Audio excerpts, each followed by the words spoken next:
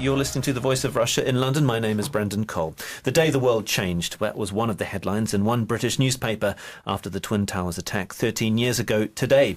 If you hadn't heard of Al-Qaeda by then, after 9/11, you certainly did. Those numbers themselves not just etched on the world's memory, but figures which now stand as a symbol of a civilizational struggle that we are fighting to this day. It spawned the catchphrase, the war on terror.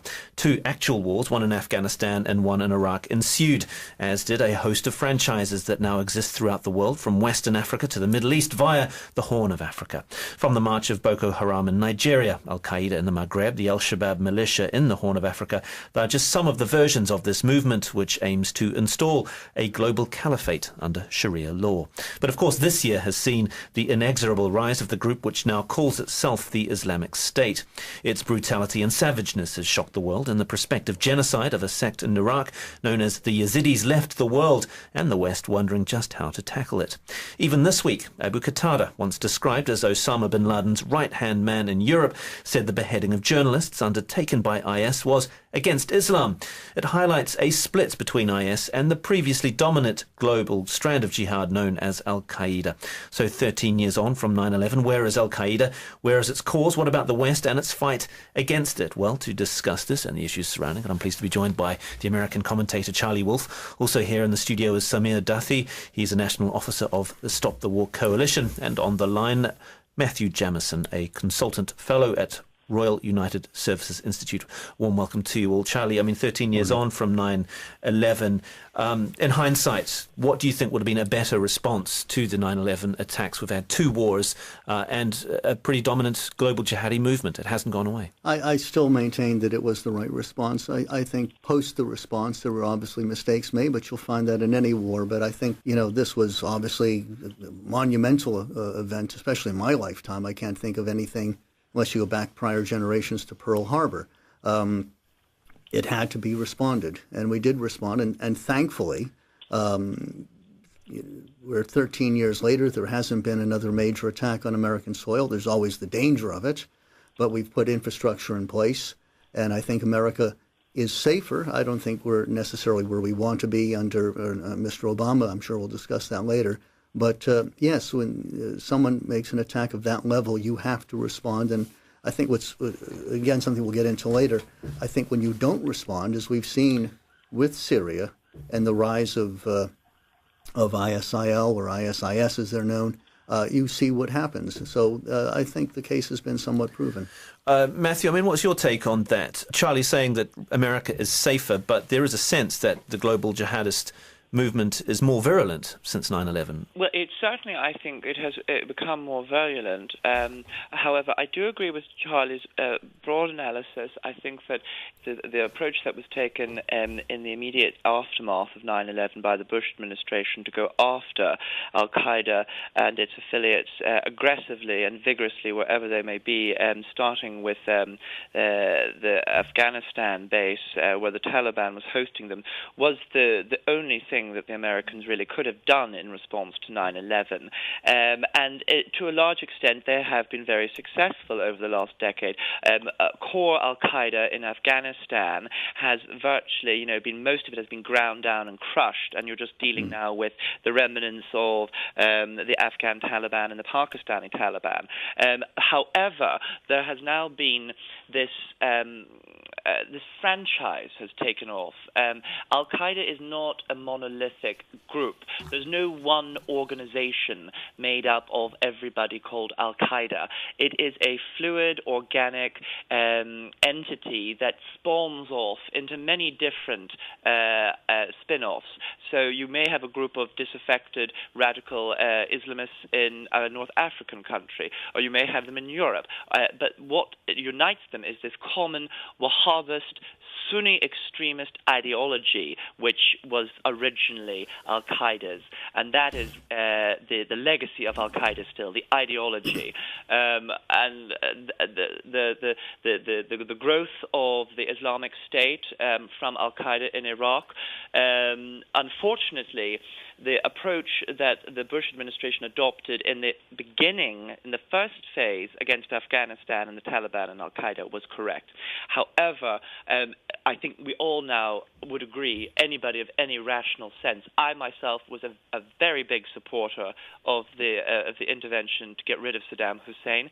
I now think that it was probably one of the greatest foreign policy mistakes of the last 50 years at least. I'm very disappointed with how the whole thing was managed and handled and what we were told. And I think actually now that has actually created a greater problem in terms of Islamic fundamentalism. Indeed, and on the Afghanistan point, though, Samir, we have two guests here who say that the military action in Afghanistan was effective. Would you agree with that? No, not effective at all. Taliban continue to be a formidable fighting force, subsidised by opium, subsidised by minerals. Afghanistan is in a state of chaos. The Taliban have spread and become more virulent in Pakistan. As a result of the war on terror, Al-Qaeda has spread. It wasn't in Iraq, but now it is. It's spread into the Arab Peninsula. So was the US wrong to approach Afghanistan as... Absolutely, yes. There should have been no interventions whatsoever. So after 9/11, what would, say, Stop the War coalition's position on an American response, an effective American response to 9/11? Well, we were against any interventions whatsoever. I mean, we think that 9/11, as disgusting and grotesque as it was, didn't come out of nowhere. It came as it was blowback, as the CIA have said. It came off the back of a century of cruel and cynical foreign policy by America and its allies in the West, in the Middle East, coups, backing dictators, selling weapons to grotesque, tyrannical leaders, backing Israel, invading or engaging in a proxy war in the 80s in Afghanistan, sanctions against Iraq, killing 1 million people, half of them children, just crime after crime after crime. That's where 9/11 came from. I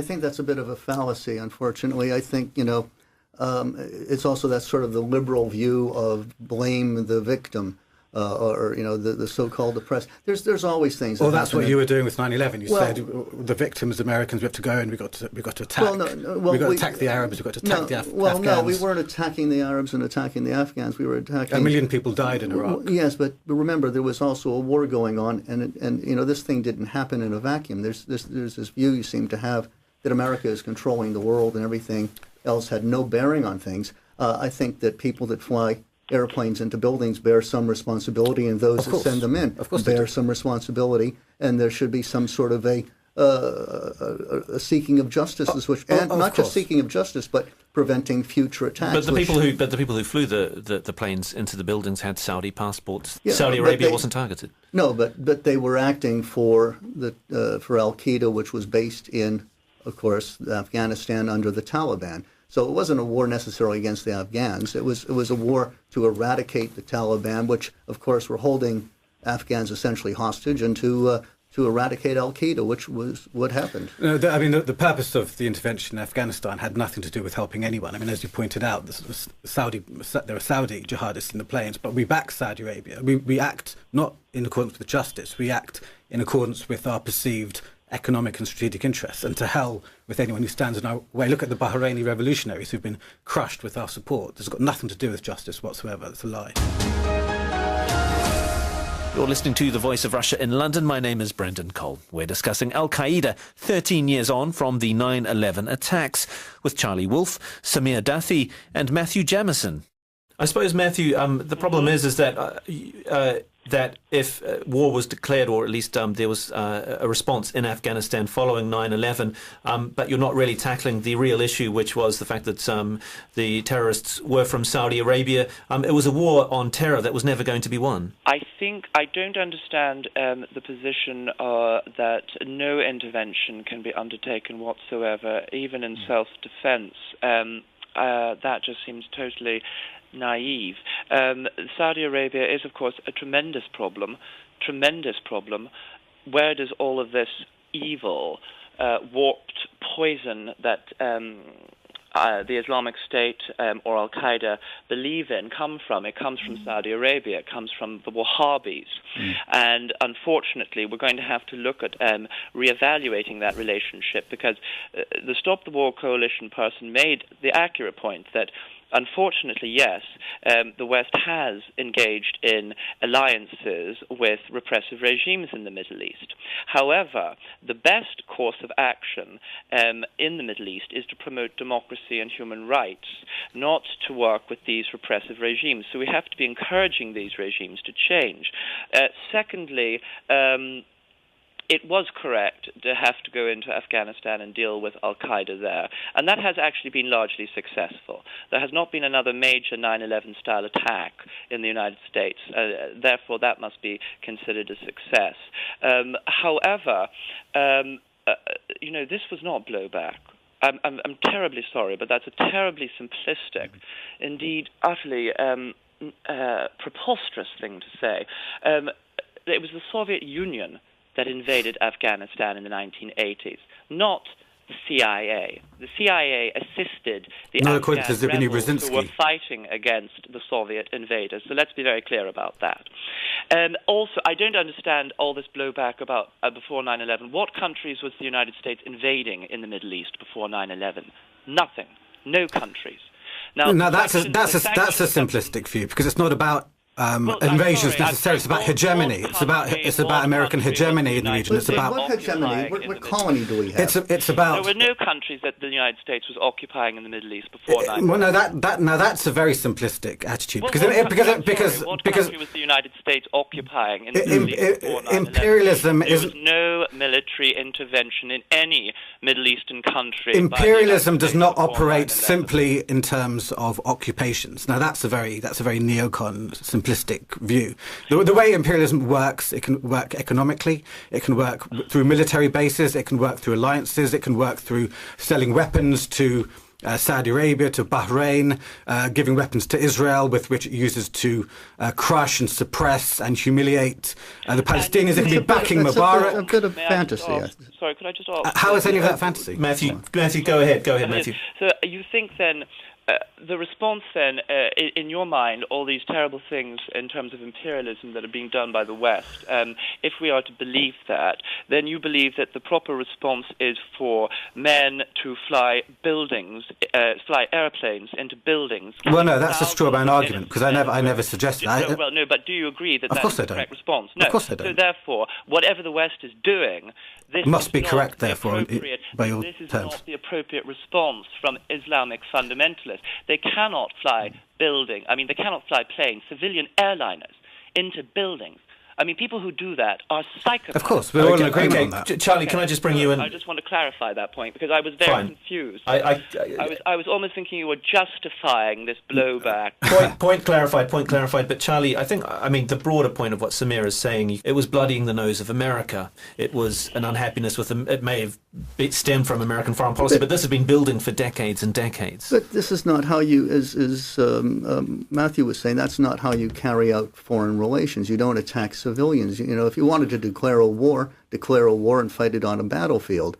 But to use this excuse of foreign affairs, there's always things happening in foreign affairs, and there's always someone somewhere on the planet that's going to feel oppressed or wronged or whatever. So I think that's just an excuse, to be quite frank. It was an evil action, and it needed to be responded to.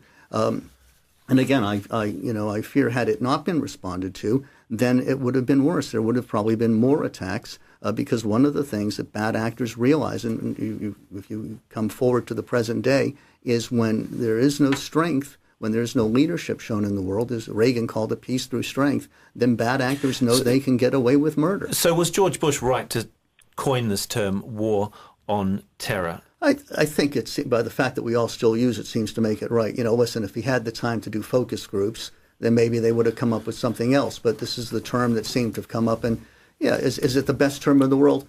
Maybe, maybe not. But to me, I think there are more important would you accept that that the wars in Afghanistan and Iraq have radicalized and enfranchised jihadi movements across the world?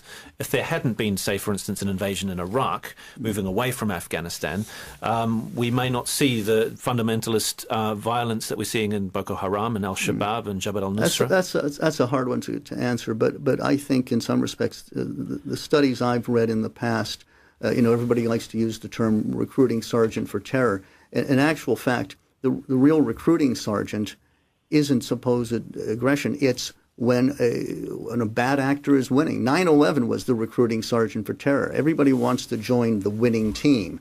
What they don't want to join is the team that's going to get them killed. So I think that the response actually is, in many ways, tampered down jihadis. I mean, there will always be jihadis. There will always be someone with a gripe. There will always be people that want to murder for the sake of murder, and they will latch on to somewhere that gives them that opportunity to do so and feel like they have a cause behind them. Can I make a quick comment? I mean, Charlie and Matthew have made some remarks that the attacks against Afghanistan and Iraq were successful because there hasn't been a subsequent Islamist attack in America. Of course, there was an Islamist attack in London on 7/7. There hadn't been an Islamist terrorist attack in this country since Lockerbie 1988.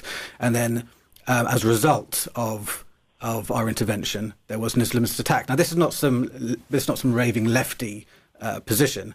The former head of MI5 gave evidence, Dame Elizabeth Manningham Buller gave evidence in 2011 to the Chilcot inquiry, and she said that she had advised Blair's government in 2001 that if you intervene in this adventure in the Middle East, you will make us less safe, not more safe. And she was absolutely right. There was an Islamist attack.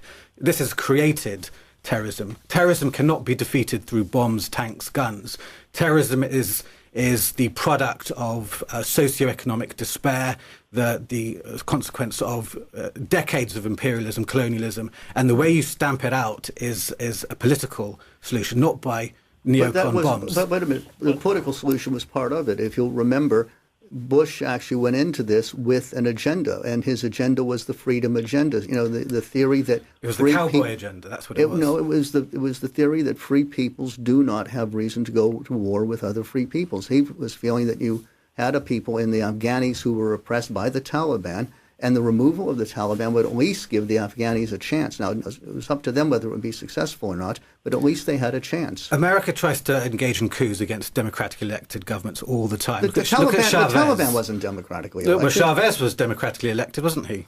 In the Middle East, the problem here is where all this terrorism, this Islamic fundamentalist fanaticism is coming from, is if you look at the Middle East, it's one of the most undemocratic regions in the world. There are, apart from Israel, there is no real democracy in the region. Saudi Arabia isn't a democracy. Egypt is certainly now not a democracy. All the Gulf states. Who we support. The women's rights are appalling. The human rights are appalling. Yeah, we support that. Therefore, you have a region which is got terrible governance.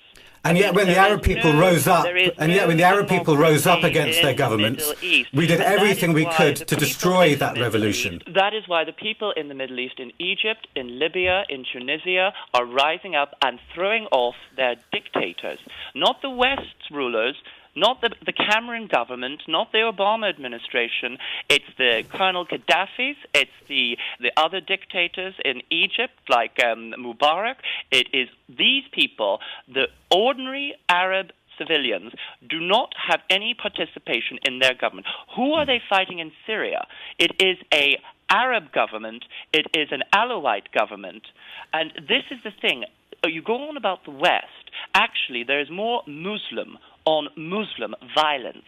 More Muslims kill Muslims in Pakistan than have been killed by the West. Actually, more Muslims have died over the last decade at the hands of fellow Muslims than by the West. And therefore, there is a problem in Islam and in the Islamic Muslim world. And there is a clash between modernity, Muslims, Arabs who want a democratic government, who want women's rights, who want gay rights, who want rights for minorities, who want to be part of a democratic process and want their rulers to be elected and held accountable. Okay. And then you have the Islamic fanatics who are against democracy, who want a caliphate, who want to rule by Sharia law, as we are seeing in Iraq. And they use the oppression argument as a way to further these means. Fine. In many regards, you have corrupt government. Let's look at Gaza, for instance, in Hamas. You have a corrupt government there that came to power by throwing people off of buildings. And it's a great way to sit there and find a bogeyman, if you want, in the Israelis, when in fact it's Hamas that have made the problem for the Gazans, it's not the Israelis. There is a sense with the rise of the Islamic State, and I want to bring you into this, Matthew, again, ISIS or ISIL or IS or whichever you like to call it, have they overtaken Al-Qaeda as the global jihadi brand? And what do you put their success, if we can call it that, down to? They, of course, emerged out of Al-Qaeda in Iraq. And there is one point where I feel I may have some agreement with the person from the Stop the War Coalition, because I personally feel now, actually, we had to deal with Afghanistan, but Iraq, actually, I mean, the way it was handled and has been managed has been nothing short of a catastrophe. And, of course, there weren't very many Islamic fundamentalists operating in Iraq before 2003, because Saddam Hussein was a secular Arab nationalist dictator, and he ran a very, very tight totalitarian ship. He would never, ever have allowed any Islamic insurrection. He would have stamped it out, like in Syria in 1982, what they did there. So this vacuum that opened up after the invasion, when you had every single jihadist from around the world basically trying to pour into Iraq to fight, created, of course, Al-Qaeda in Iraq, and now the Islamic State has emerged from that. They have about 17,000 fighters. They are getting a lot of money from the sale of oil in Iraq and Syria, from money that they have stolen in Iraq and Syria. But do you think that their aspirations are a bit more realistic than Al-Qaeda's aspirations, because they are very much a regional group, and that's perhaps what their success lies with? Well, actually, they're even more dangerous than Al-Qaeda, because you see the difference. I mean, Al-Qaeda was a loose network, and it was not a threat in comparison to something like the Soviet Union. That was a superpower, and that was a state, and that was a massive machine behind it, a whole nation. However, Al-Qaeda was just a terrorist network.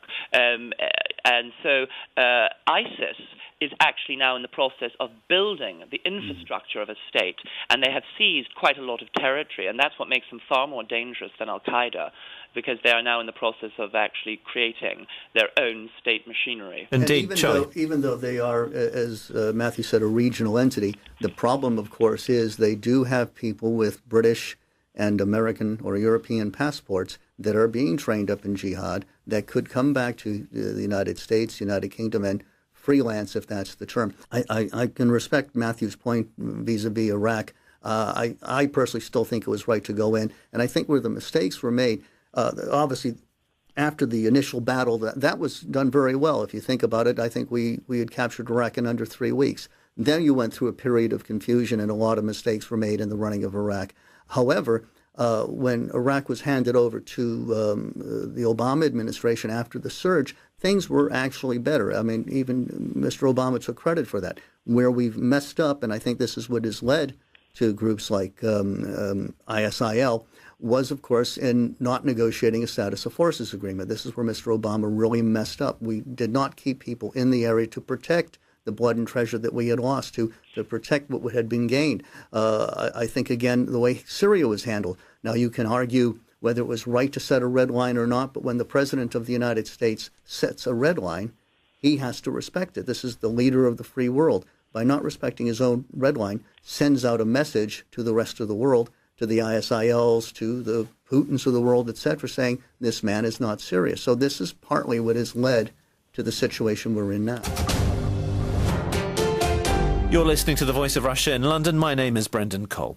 We're discussing the position of Al-Qaeda 13 years on from the 9/11 attacks. With me in the studio is the American commentator Charlie Wolf. Also here is Samir Dathi, who is a national officer for the Stop the War Coalition. And Matthew Jamison is on the line. He's a consultant fellow at the Royal United Services Institute. Samir, is there a moral case to intervene and tackle IS, especially when they're threatening the genocide of the Yazidi sect? They're killing and beheading journalists. Well, that presupposes that states are moral actors and that foreign policy is a moral enterprise, which I don't think it is. I think foreign policy is self-interest. Is amoral. It's not based on morality, which is why the Americans crushed a revolution in Bahrain. So it's about strategic interests. What's in the strategic interests? The strategic interests in Iraq. Well, I mean, the strategic interest in respect to the Middle East is clear, and everyone knows it. It's absolutely full of oil and resources, and plenty of markets. And the West want to control that very, very important region. This has been the case for the last 100 years since oil became the ascendant commodity. I appreciate that, but just on the IS point, should Britain, should the coalition of the willing, that term hasn't gone away, unfortunately, go and tackle ISIS? No, I don't think it should, because there's a simple question: will it make things better or worse? And I think all you have to do is look at history, and you will see that you cannot get rid of terrorism by bombing. This is so rudimentary. I'm astounded that intelligent men... Can I ask with all honesty and sincerity, what would you do as far as ISIS is concerned? How would you say, when you see what's happening to the Yazidis, etc.? There are no quick fix answers. No, I agree to that, but what would you do? We have to stay out of the Middle East because I believe that our interference in the Middle East is wholly nefarious, wholly corrosive. There is no morality in it. But meanwhile, whether we there is or want there to protect isn't, our interests. But whether there is or isn't morality, the fact that the Yazidis are getting murdered left, right, and center, what would you... More people will die as a result of our intervention, and that's quite simple. Every time you drop a bomb, you recruit more terrorists. I mean, the one few things that Tony Blair did, which was good, was the Good Friday Agreement, where after years and years of Irish terrorism, he sat down and he reached a political settlement. Now that only came because the Irish or the IRA were in a position where they knew they couldn't win, and they had to switch to a political decision. But what do you do when the other actor does not want to negotiate? We have to stay out of the Middle East. Okay, altogether. Well, can I bring in Matthew again? Because Barack Obama spoke last night. He said he would not hesitate to take action against IS militants in Syria as well as Iraq. So I guess first of all, what's your response to that? I mean, this time he doesn't need the approval of Congress. Is this a good move? He's effectively going to do in Syria what Congress wouldn't let him do last year.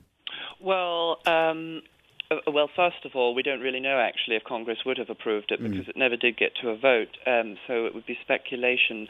And secondly, I really feel as though the President, this is the only option he has, really. I mean, I'm deeply disturbed by the moral relativism and the lack of moral clarity on display from your Stop the War Coalition spokesman, because any individual who has a very strong moral compass wouldn't hesitate to say that the Islamic State is an evil, perverted... Look, I said that at the very outset. I'm speaking... Can you stop misrepresenting me? Okay, go ahead, Matthew. We need to take action against them. Now, you have said we need to stay away. We need to keep out. We don't do anything. However, other people who watch the television and see children being raped, women being raped, people's heads being hacked off, whole communities being wiped out. Let's talk about the Israeli crimes. Let's talk about Fallujah 2004. Let's talk about the million Iraqis killed. Okay, so you're the one engaged in moral relativism. Samir, just let Matthew finish. You whitewash American crimes. You're whitewashing American crimes. Cannot allow such psychopathic barbarity. It is totally in contradiction to every single civilized human value. Charlie, just your response to Barack Obama's statement this week, last night. In a way, I mean, I guess you could say he was elected because of... Well, he was in part because he was seen as a non-war president. I mean, there was fervent opposition to the Iraq war. You could argue it's a speech he probably didn't want to make yesterday. No. But you'd be pleased because this is America showing its might and showing that it's doing something. But unfortunately, it's hard to believe him because actions have to speak louder than words. I mean, some of the positions were major changes from even a week ago. Now he's suddenly all gung-ho. But even then, you don't signal to an enemy what you're not going to do. I don't remember Churchill saying we shall fight them in the air and on the beaches and in the land and in the fields. We shall never put boots on the ground. I wish him well. I think we need to go in. But he talks about a coalition of the willing when he's got 9 members of this coalition so far. Bush went in with, I think it was 37 on the coalition. We don't know what these people are going to contribute. So I am a bit worried, but yes, I think ISIL needs to be taken care of. They need to be excised. They are a cancer and they need to be gotten rid of. And how will this go down among Americans? I mean, is the threat of IS quite abstract for them, or did something change with the murder of Steven Sotloff? That's the interesting thing. Bush was being, or forgive me, not Bush, Mr. Obama is being led from behind, or leading from behind in response to the American people. This had nothing necessarily to do with the Yazidis or any of the past events. It's when the polling changed, and the polling changed when we had Foley and then Sotloff murdered on video.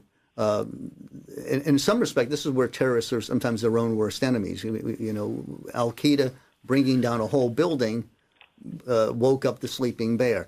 The ISIL hacking off people's heads, again, woke the sleeping bear, and the American people wanted action.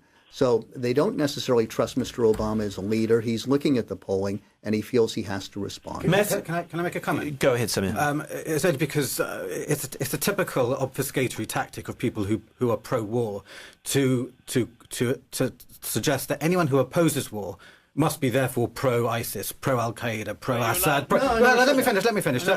I absolutely despise and condemn Al-Qaeda, ISIS, and so on and so forth, as does every single person in the Stop the War Coalition. The reason why we focus on Western policy is because we live in the West. Our government is accountable to us. We have control over our government, and it's therefore incumbent on us to put pressure on our own governments to reverse its cruel and cynical policy in the Middle East. That's why we focus on the West. It's bluster for me. It would be bluster for me to sit here and condemn these feckless, horrible Muslims and talk about the cancer of Islam and all the rest of it. That would just be bluster. I'm an activist. I want to change the world for the better, so I focus on what I can do in practice, and that's opposing my own government's imperialism. Okay, and you've made that clear. But just getting back to Barack Obama's speech yesterday, Matthew, just your take on, I mean, with the view that there's going to be no boots on the ground, I mean, is it a good idea to outsource your military action to, say, the Peshmerga forces? Well, I think actually, in a way, this concept of leading from behind, there is some merit to it. Personally, I feel as though the Obama foreign policy is really, is all over the place, and quite frankly, everybody can now see that President Obama is way out of his depth. He is an amateur on the world stage.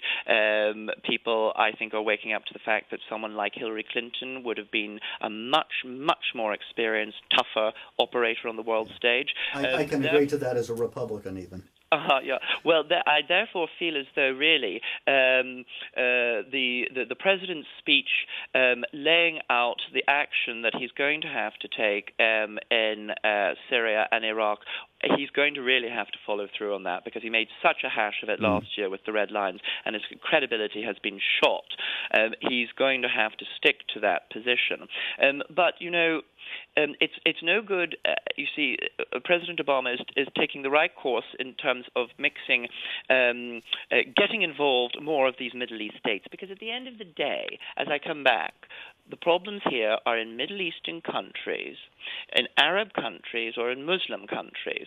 And as I've said, there have been more Muslims killed by fellow Muslims over the last decade. There's clearly a problem within the world of Islam. There is a battle going on between moderate Islam and those who want to hijack Islam and who do not speak for Islam. But the problem is that you can't say you're against all these things, but you don't want to do anything about it, that you're quite content to allow this cancer to continue to grow and not do anything about it. It would be like somebody who has cancer and the doctor says, that's dreadful, but I'm not going to do anything to help you. I'm not going to operate to take it out. And that's exactly what your Stop the War Coalition person's position is. Okay. And therefore, you've got to do something, and you've got to take a position and tackle it head on. Because as Sir Edmund Burke said, the only thing for evil to triumph is for good men to do nothing. Now, we're running out of time, and I want to get one more contribution from all of you.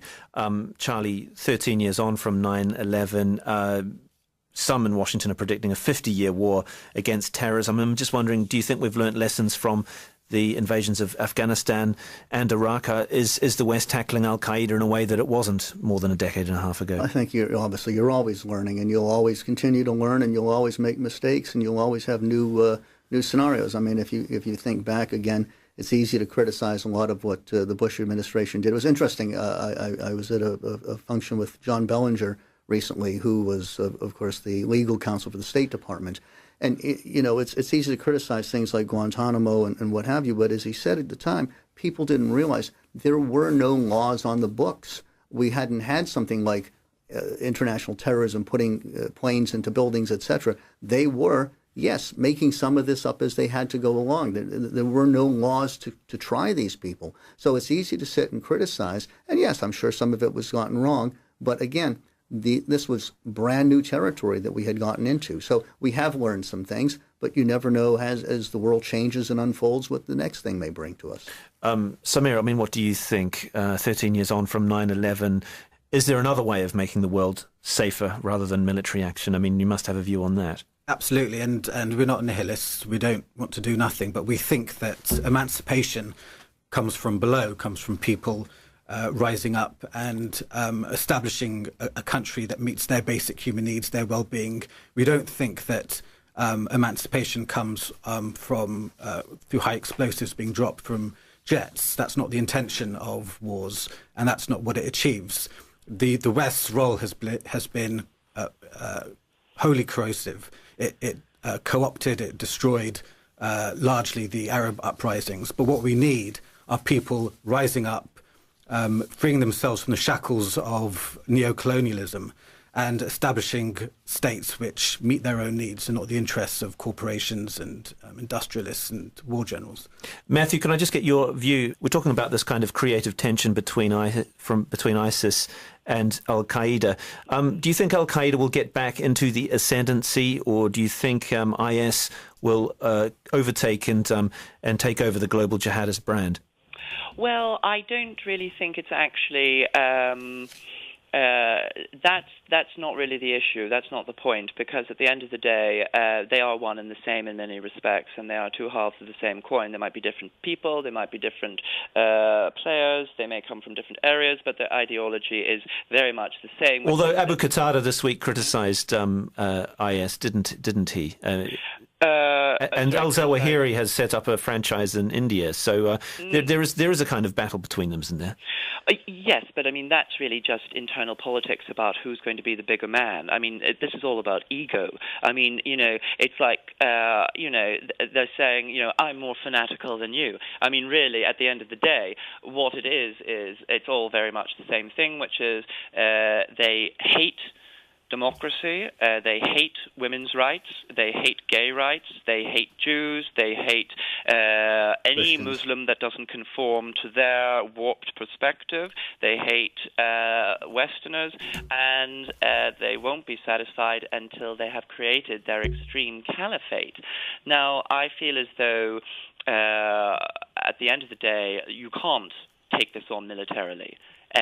You can only do so much militarily. This is about a battle of hearts and minds. And the best response against this is the Arab Spring, actually. It is the Arab people on the ground rising up and saying we want a democratic government and we want liberal human rights. We don't want this Sharia dictatorship. We don't want this Islamic theocracy. We don't want this military Mubarak-style dictatorship. We want actually what you in the West have. We want elections every 4 years. We want political parties. The Americans we won't want let that happen. accountability.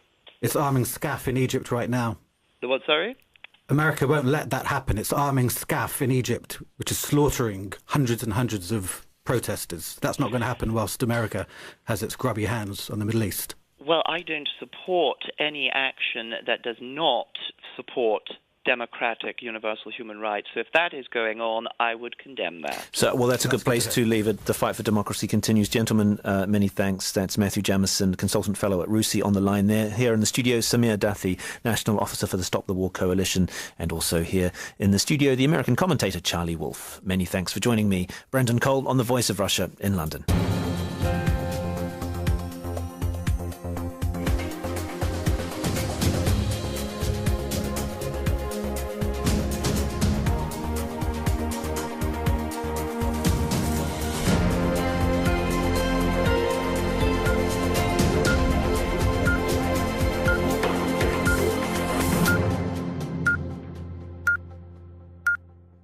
itself the Islamic State. Its brutality and savageness has shocked the world, and the prospective genocide of a sect in Iraq known as the Yazidis left the world and the West wondering just how to tackle it. Even this week, Abu Qatada, once described as Osama bin Laden's right-hand man in Europe, said the beheading of journalists undertaken by IS was against Islam. It highlights a split between IS and the previously dominant global strand of jihad known as Al-Qaeda. So 13 years on from 9/11, where is Al-Qaeda? Where is its cause? What about the West and its fight against it? Well, to discuss this and the issues surrounding it, I'm pleased to be joined by the American commentator Charlie Wolf. Also here in the studio is Samir Dathi. He's a national officer of the Stop the War Coalition. And on the line, Matthew Jamison, a consultant fellow at Royal United Services Institute. Warm welcome to you all. Charlie, 13 years on from 9/11. In hindsight, what do you think would have been a better response to the 9/11 attacks? We've had two wars and a pretty dominant global jihadi movement. It hasn't gone away. Al-Qaeda is not a monolithic group. There's no one organization made up of everybody called Al-Qaeda. It is a fluid, organic entity that spawns off into many different spin-offs. So you may have a group of disaffected radical Islamists in a North African country, or you may have them in Europe. But what unites them is this common Wahhabist, Sunni extremist ideology, which was originally Al-Qaeda's, and that is the legacy of Al-Qaeda still, the ideology, and the growth of the Islamic State from Al-Qaeda in Iraq. Unfortunately, the approach that the Bush administration adopted in the beginning, in the first phase, against Afghanistan and the Taliban and Al-Qaeda was correct. However, I think we all now would.